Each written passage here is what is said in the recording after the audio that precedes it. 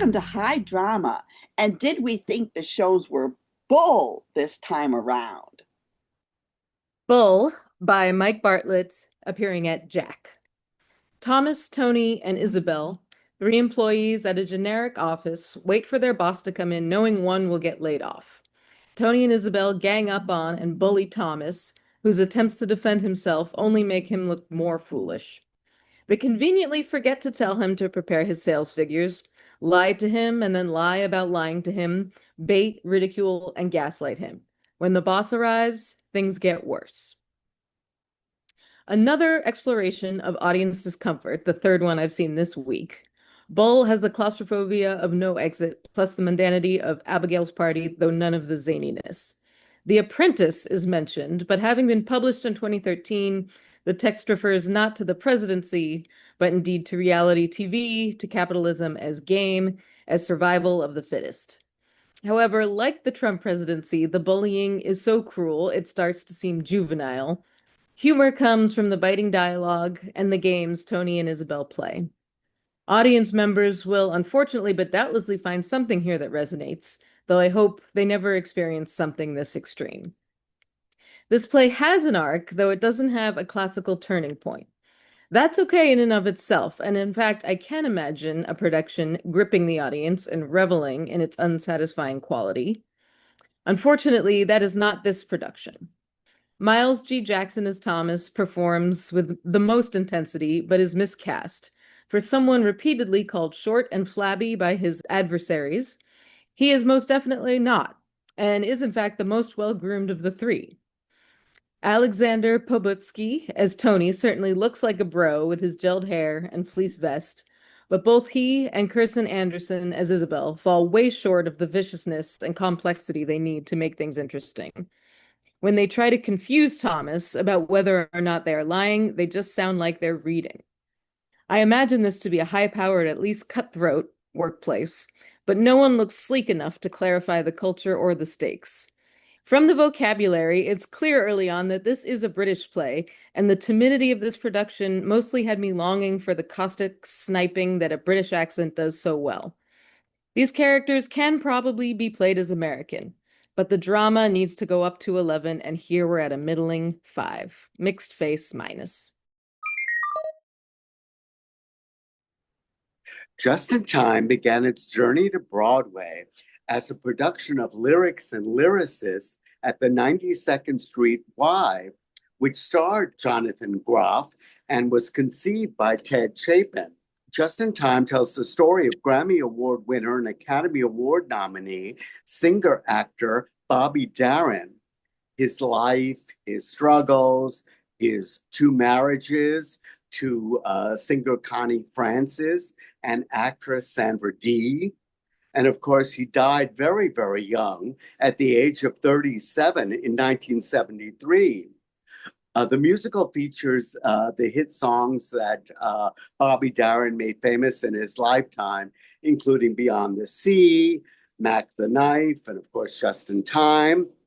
And it stars Tony Award winner Jonathan Groff, whose sheer charm and personality wins over the audience. And he is truly a sensation in this musical. And he really does capture an essence of Bobby Darin. He acts, he sings. He's, of course, last year's Tony Award winner for Merrily We Roll Along. And what's surprising here is he dances. He's never really danced on Broadway before. He's mostly just a stage movement. But here, the director, Alex Timbers, and the choreographer, Shannon Lewis, really put him through his paces. And he is really a song and dance man.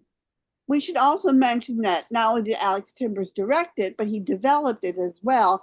And the book is by Warren Leight and Isaac Oliver.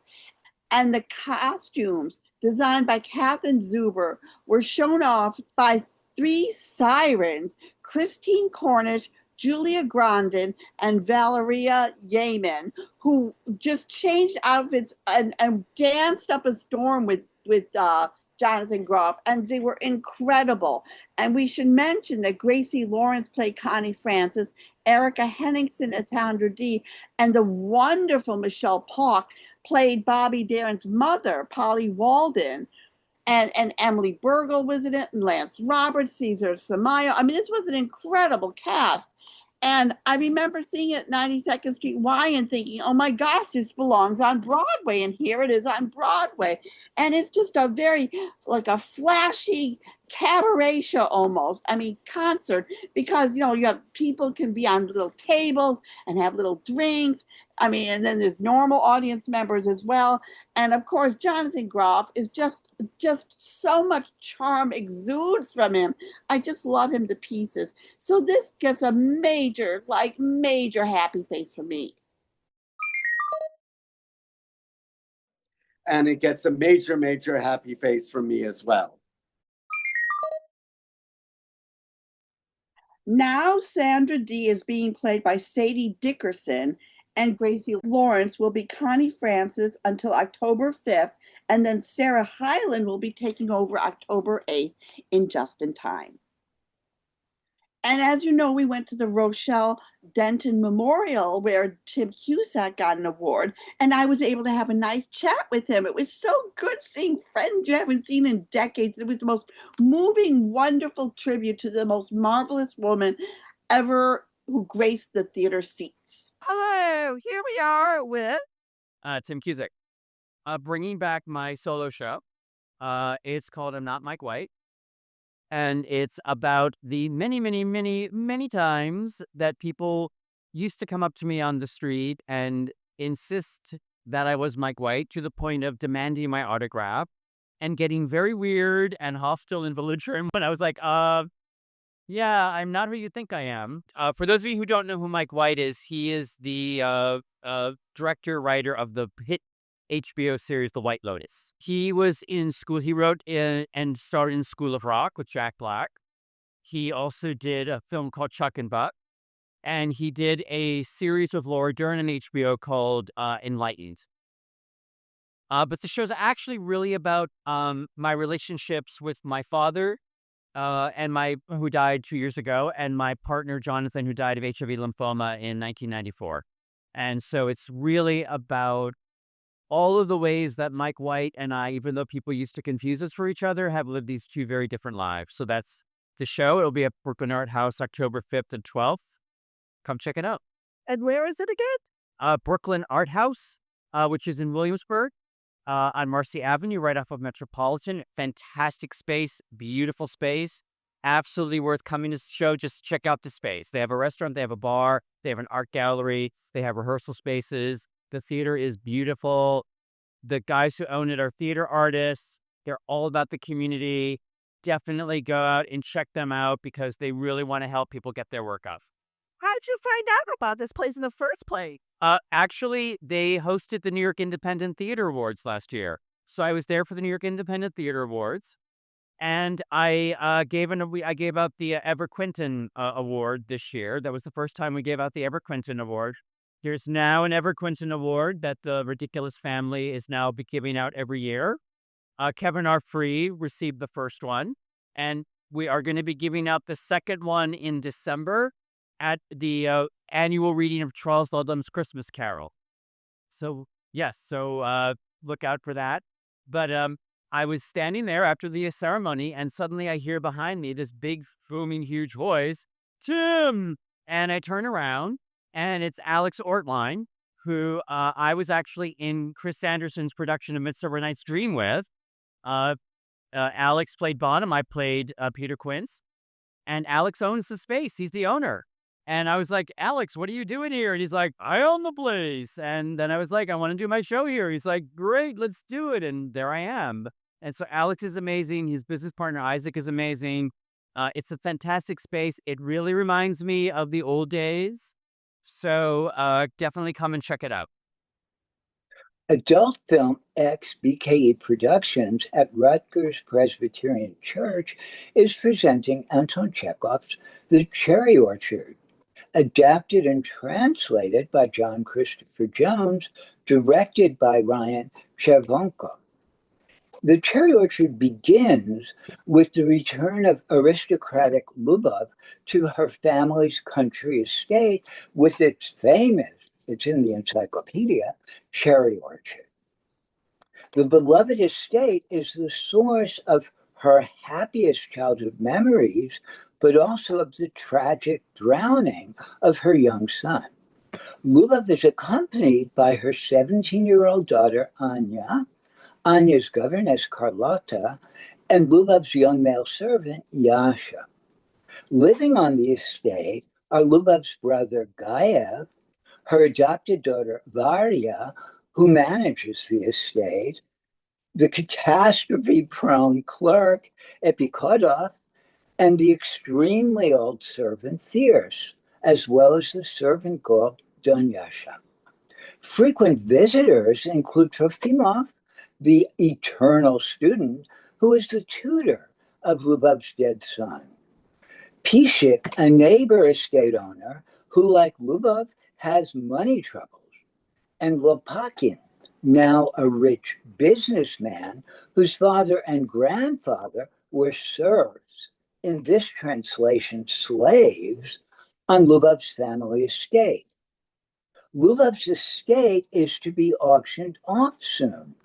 Lopakin tries to convince Lubov that by clearing off the orchard and creating villas, some of the estate could be saved.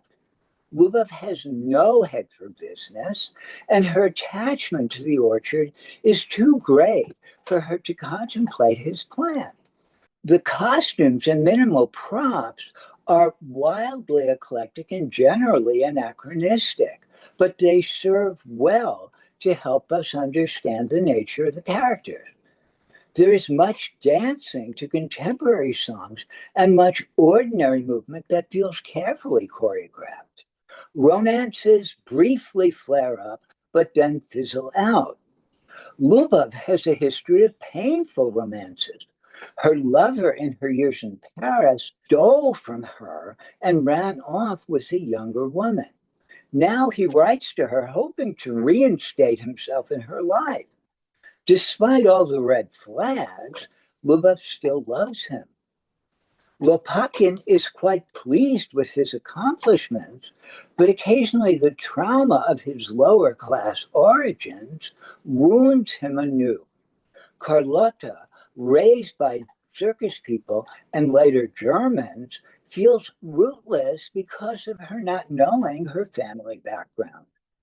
This production is fast-paced and often very funny, but the tragic pain is never far from the surface.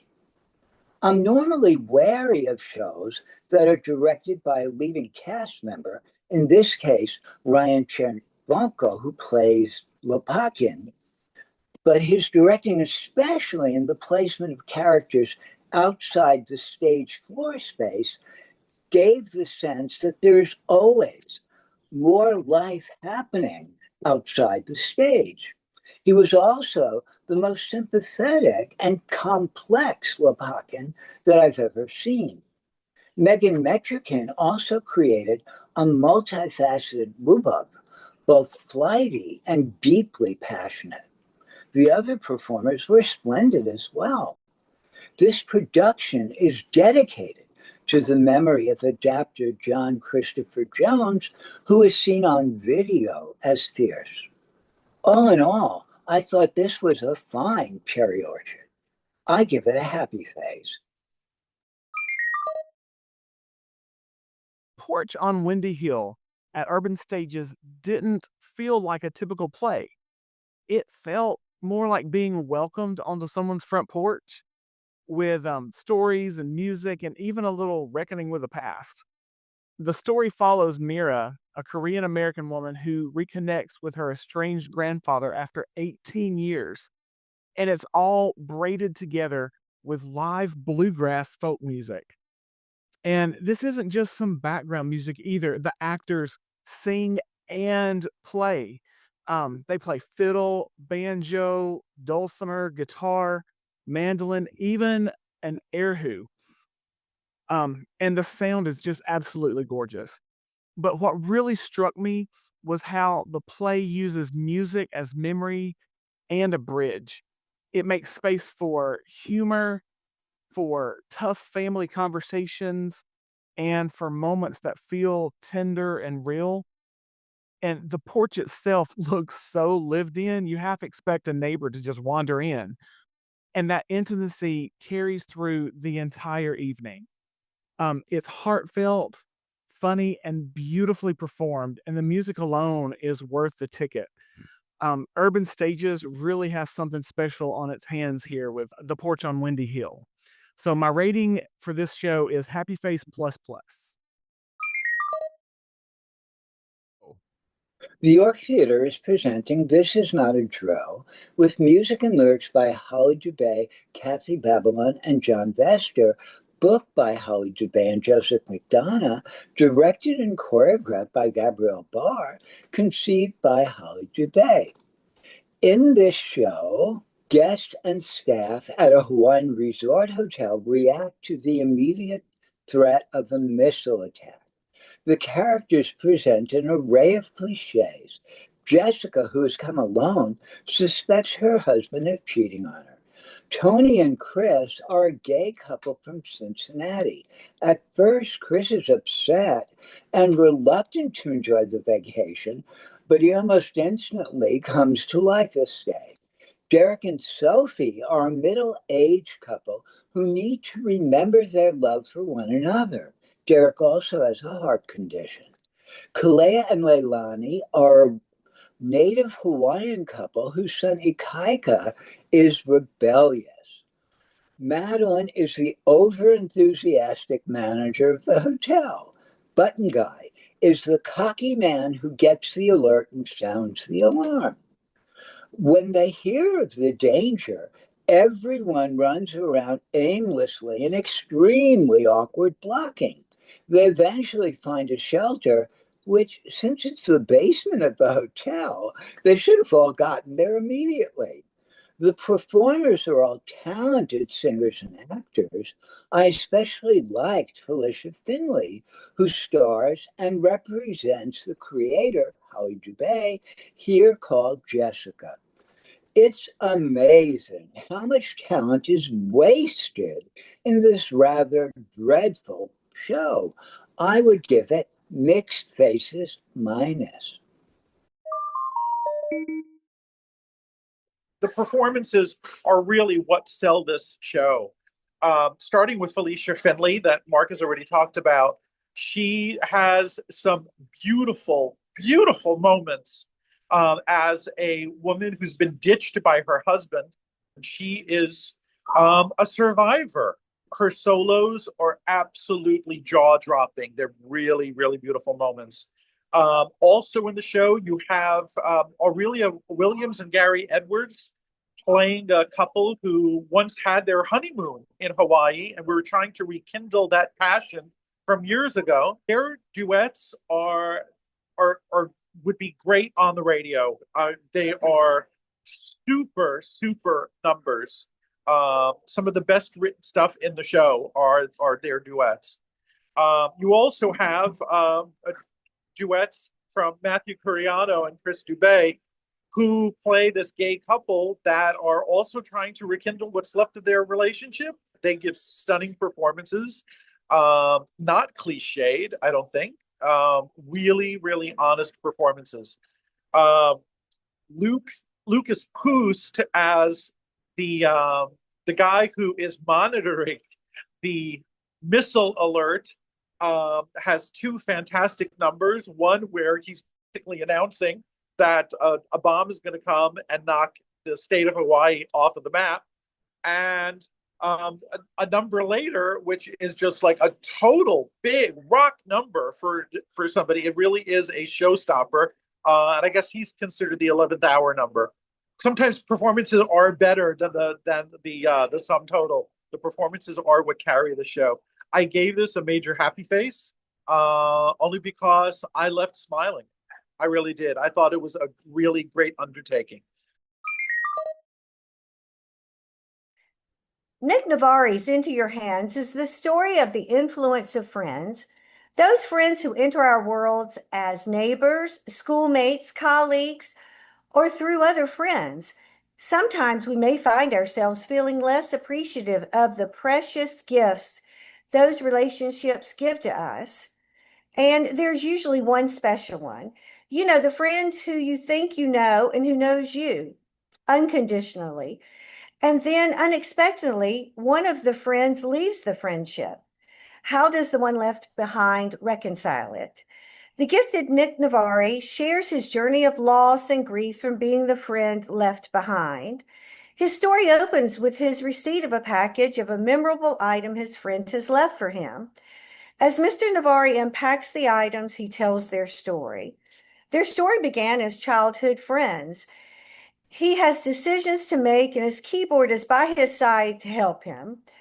Well-known Christian hymns he plays and sings to help him sort out his options. His personal feelings are displayed in a respectful, loving way. His portrayal of his moments of anger and confusion are meaningful.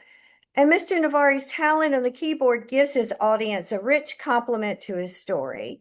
So I'm giving Into Your Hands a Happy Face Plus. And the second play within the play Between Us is Enmeshment. It was co-devised by Drew Skybarian, Gabriella Villarreal, Isabella Saleh, Zahave Younger, and Grace Ann Contact. And they offer an enriching piece, overflowing with the vitality of the five performers' energy and love for their relationships with each other. They're the actors as well as the co-devisers in this piece. They open with a joyful jaunt around the stage set, a young lady's bedroom. They're dancing, jumping, pillow fighting, all of that's taking center stage. A flavor of mischief is showcased too. Following the grand opening, there are short vignettes illustrating the dramas of their lives as young adults. One-on-one or a group intervention, it is there. The skilled actors relish in their parts of said dramas with noted enthusiasm and ease for their respective responsibility to their fellow friends. While I found some parts of their stories to be a little too opaque for my taste and understanding, I really appreciated the talent of the five of them. Their style and definitive love for their craft shines in this beautiful play. So I'm giving it a happy face minus. I went to 59 East 59th Street and thoroughly enjoyed Home, question mark, a Palestinian woman's pursuit of life, liberty, and happiness. Hind Ayub, Palestinian woman, is the playwright and the performer. It's a solo show, but she plays so many characters. She is just thrilling to watch. A performance that's really, really touching. We follow her from when she is a little girl celebrating as a princess, dressed up as a princess, at a Purim party, that by the time the evening is over, she's been sort of disinvited because she's not really Jewish. And it sort of sets the tone of her being invited to the table and then the invitation just disappears. So much so in her life.